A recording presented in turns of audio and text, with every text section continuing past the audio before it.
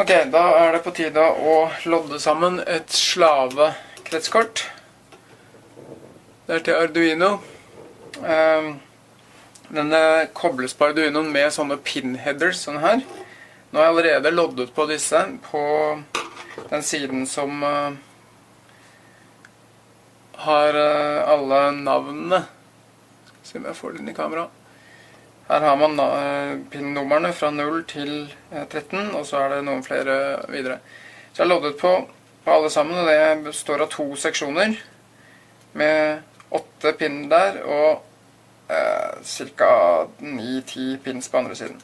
Så det er en åpning imellom, så det kan ikke være en kontinuerlig. Det er ikke en kontinuerlig streng. Så den ser da sånn ut. Og den skal jeg vise hvordan man lodder nå, fordi nå skal vi lodde pinheaders til andre siden også, her. En skal gå sånn, og den andre går sånn. Så det er 2 seksjoner her også. Og disse, man burde feste en liten teip før man bare, så den sitter litt fast. Så lodder vi en av gangen. Fester vi den i klypa. Og så er det bare å ta loddebolten 380 grader. Ta på litt loddetinn på puttuppen. Dra litt på den våte svampen. Så fukten litt til igjen med loddetinn. Og sakte, men sikkert forsiktig legg loddebolten bort på, og så touch med loddetinnet samtidig, sånn at alt sammen fuktes. Sånn, nå sitter den fast. Skal vi ta av teipen.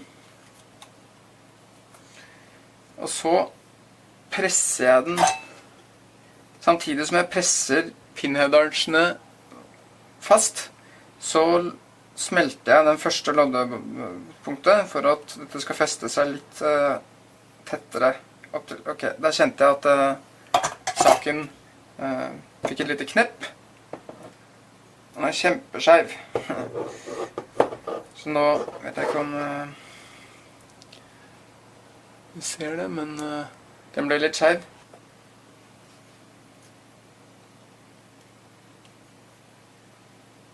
Da er det bare å lodde på alle de andre punktene også. Ta på litt loddetinn på tuppen først. Legg loddebolten bort på. Og så touch så forsiktig.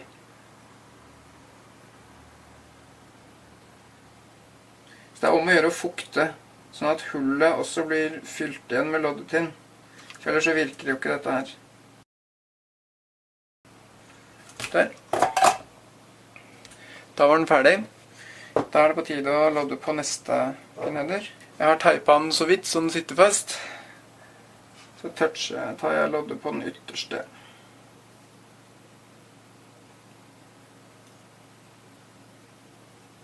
Sånn.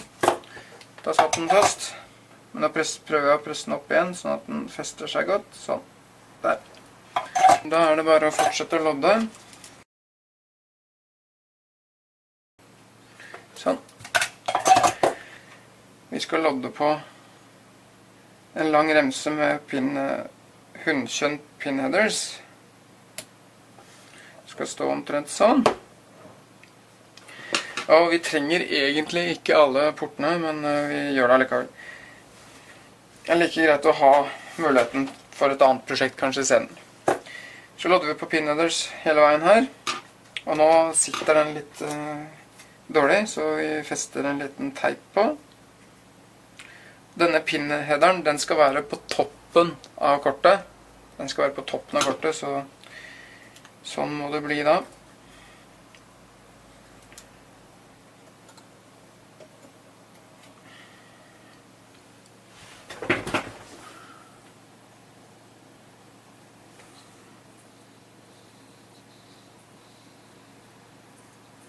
Sånn. Jeg lodder nå først, selvfølgelig, bare den første pinnen. Får loddebolten bort på, touch, så det blir fuktig. Og nå sitter den fast. Ta vekk teipen. Sjekker at den ser pen ut. Den ser veldig pen ut. Den første er allerede loddet fast. Tar jeg loddet på de resterende.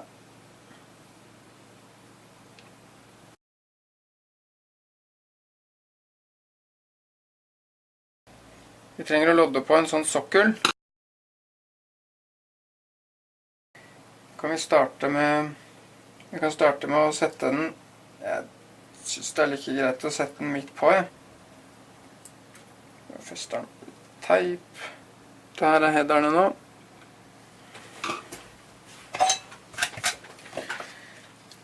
Lodde på en først.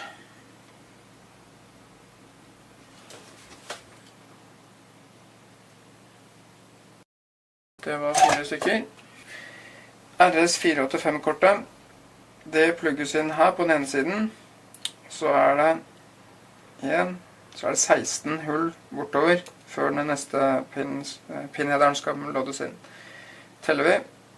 1, 2, 3, 4, 5, 6, 7, 8, 9, 10, 11, 12, 13, 14, 15, 16. 16 blir der. Da er det bare å lodde de på. Lodder en av gangen. En først. Sånn.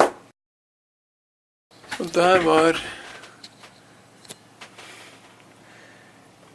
Arduinoen nesten klar. Det vi trenger nå er flere pinheaders, og vi skal ha noen ledninger som kobler dette her kortet til Arduino-pinnene. Da er det på tide å lodde videre, så vi kan få koblet RS485-kortet til Arduino-skildet. Det er VCC, det er 5 volt. A og B, det er kommunikasjonspinnene til kortet. Og ground er selvfølgelig jord som skal kobles til kortet. Jeg har tatt og tusjet noen merker. Laget noen tusjmerker. Her har jeg markert A-pinnen. Og det samme har jeg gjort her borte. Så her er det en liten prikk, så den og den skal kobles sammen. Ta litt svart ledning, og så avisolerer vi med den fine tanga. Vi avisolerer sånn bare noen få millimeter. Det ser sånn ut. Der. Så tvinner vi litt rundt på den.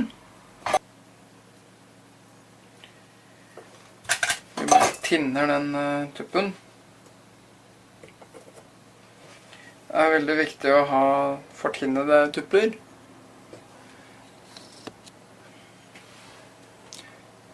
Her har vi litt ledning med fortinnet tupp. Og den tar vi bare og lodder rett på det ene punktet her. Nå som det er så mye loddet inn her, gjør at den her kan... Den går vel mer eller mindre rett på. Sånn. Det ble som passer bra, tror jeg. Den sitter den. Og så drar vi ledningen over til den siden her. Vi ser det er loddepunktet vi skal bort på. Så kan vi gi en liten bue. Så vi klipper den der.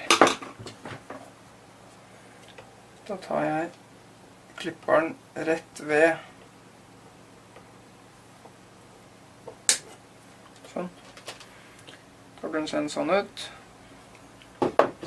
Så avisolerer vi med den blå tanga.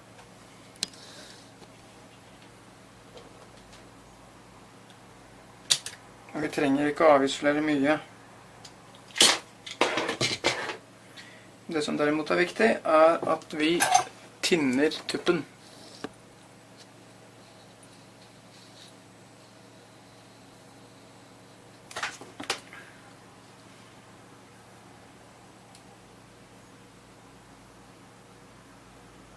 Masse loddet inn på tuppen. Vi bøyer den til sånn at den går omtrent sånn. Vi skal bare touche litt. holder vi fast ledningen så den toucher punktet så vidt. Og så varmer vi opp loddebolten. Så skal vi lodde den andre ledningen på fast. Det er viktig at man ikke kortslutter de to. At man bare har den kanskje sånn litt inntil. Den satt, den. Sånn, så klipper vi den sånn ganske rett ved. Så avviskulerer vi med blåtanga.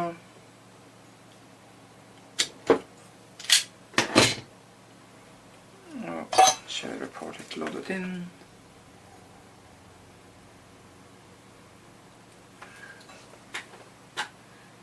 Så holder man ledningen ned. Prøve å vise med en skrutrekker. Holder vi ledningen ned der. Og så holder vi loddebolten bort på ledningen, så ledningen blir varm, og så den smelter loddepunktet. Sånn.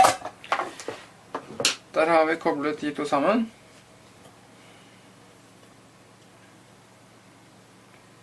Litt tinning, og så holder den bort på. Sånn. Og den svarte ledningen, den skal på punkt nummer 8. Pin nummer 8. Dette er nummer 1. 1, 2, 3, 4, 5, 6, 7, 8. Så det er til høyre for den med svart prikk, det er VCC, og den ved siden av, det er ground.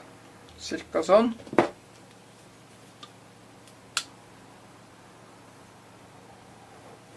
Det er alltid bedre med for langledning enn for kort. Så tinner vi tuppen. Vi burde tinne det punktet under der litt først. Sånn, vi kan tinne VCC ved siden av også. Ok, da prøver vi igjen. Den har mer loddetinn på ledningen. Den burde være ganske blank. Så jeg holder den bort på nå.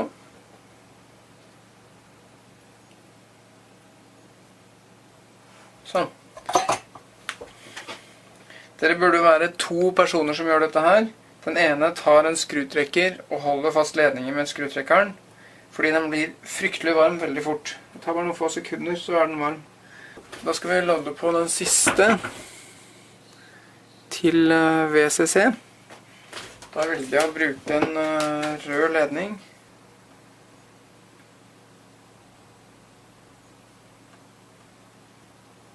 Sånn. Da satt den. Og dette blir jo ikke veldig pent med ledningen opp hverandre og sånn, men det bryr vi oss ikke noe om. Så lenge det er funksjonelt, så er vi fornøyd. Ledningen kan gå omtrent sånn. Da klipper vi den rett ved siden av ground her borte. Det er mye enklere når dere er 2 å gjøre denne jobben her. Tinner tuppen. Rikelig med loddetinn på.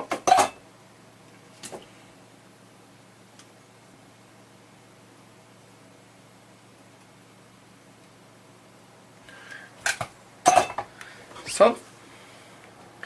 Da sitter den fast. Ok, da er det på tide å lodde på flere ledninger til RS485 kommunikasjonsenheten. Det er sånn at pinnene heter RO, RE, DE og DI. RO skal loddes på til pin 4. RE og DE, de skal kobles sammen, det er vist her. Og så skal den ene av de da kobles til pin 5. Og den siste, DI-pinnen, den skal kobles til pin 6. Sånn. Da skal vi koble RO til pin 4. Hvis vi snur den rundt da, så blir det, jeg har markert den med tusjmerket her. Da er da RO, det er den her. Den skal loddes til pin nummer 4 her borte. Og siden disse pinnene ikke er noen pinheaders ennå her, så kan vi bruke en ledning som er stiv og ganske tynn. Så bare stikke den gjennom og lodde den fra andre siden. Men siden den skal loddes her, så burde vi ta og lodde den her, det punktet der sist, så vi starter med den nærmeste, DI, og den skal over til pin nummer 6. Altså 4, 5, 6. Det er viktig å bruke litt rikelig med loddetinn på den tuppen her. Sånn. Så nå ble det faktisk en liten perle på den her, og det gjør ikke noe. Så tar man kanskje og toucher det loddepunktet her først før man begynner å lodde. Så det er litt ekstra loddetinn der også. Den er litt kinkig den her. Og så tar vi den fra utsiden og inn. Kontakter, sånn. Der sitter den. Og denne skal da føres over til pin 6, som er her. Da trenger vi, ledningen trenger i hvert fall å gå bort hit. Så trenger vi litt lenger, fordi den skal stikkes gjennom hullet der. Da kan vi kanskje ta avisoleringen her, kanskje. Legger et lite merke der. Så avisolerer vi noen cirka en halv centimeter. Så prøver vi å, med en tang, prøve å bøye den litt. Den her går lettere ned i hullet. Så skal vi få pin nummer 6. Det er der. Sånn. Da er det bare å lodde i vei. Da skal vi koble RE og DE sammen, og de skal kobles til punkt 5. Da tar vi litt mer av den hvite ledningen. Nå ser vi at begge to er koblet sammen, så stikker vi den her bare rett over. Rett oppå. Sånn. Der. Da er den koblet sammen. Og så skal denne her kobles til pin nummer 5 der borte. Da bare lager vi en liten bue på den her. Prøv å ikke knekke og styre for mye. Bare en sånn passer langt opp. Så vi kan avisolere og ha en liten bit til etterpå.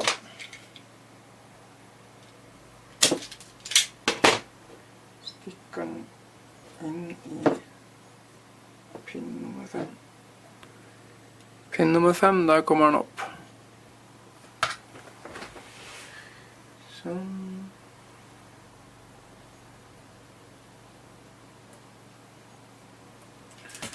Der. Og så er det sistemann. Skal RO-pinnen kobles til pin nummer 4.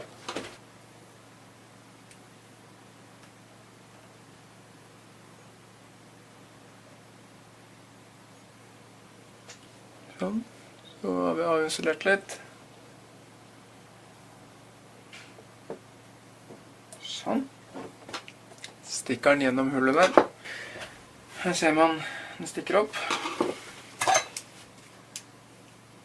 Tar vi lodderen fast. Denne ble litt høy, så den trimmer jeg av med avbitertangen. Pass øynene. Ok, da er kortet ferdig. Skildet til Arduinoen er ferdig. Dette her er nå et master shield. Det eneste det skal gjøre er å motta signaler til 3 analoge pins her, og så skal det sende videre til slaveskildet. Og for å lage en slaveskild så trenger vi å sette inn noen pinheaders på pin 8, 9, 10. Det ser slik ut. For der kobles motorkontrollerne. De kobles på disse 3 pinsene her. Vi setter en teipbit på slik. Ser vi. Der er det noen pins. Så lodder vi på den første.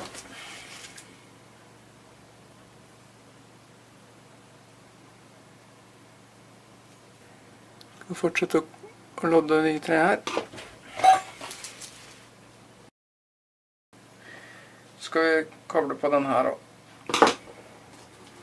Tar vi fram den trofaste teipen.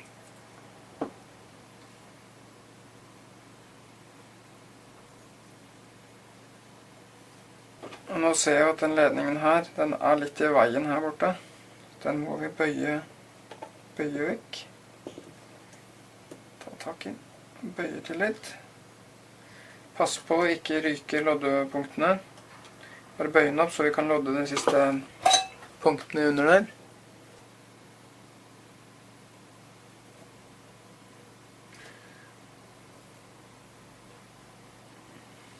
Sånn. Da var Arduinoen ferdig, så kan vi putte de ned sånn. Da har vi et ferdig Arduino-skild. RS485 monteres opp på toppen, og den kobles da opp på Arduinoen på den måten her. Så det blir litt tight fit her inne, men det går helt fint. Så lenge ledningene ligger flatt.